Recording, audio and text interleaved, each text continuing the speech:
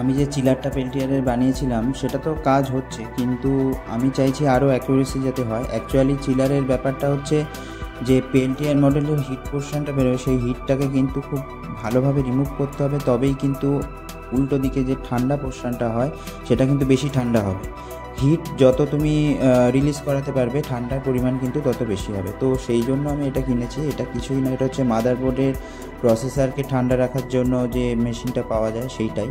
তো এইটাতে কিন্তু হিট ট্রান্সফারটা কিন্তু খুব ভালোভাবে হবে, তার কারণ তিনটে তিনটে ছটা করে কিন্তু বলতে পারো যে তামার পাইপলাইন আছে, সেই পাইপলাইন দিয়ে কিন্তু হিটটা ভেতরে আসবে এবং ফ্যান দিয়ে কিন্তু হিটটা রিলিজ হয়ে যাবে। তো সেটাই আমি তোমাদের কাছে দেখালাম যে অ্যাকচুয়ালি পেল্টিয়ারের কিন্তু সমস্যা রয়েছে।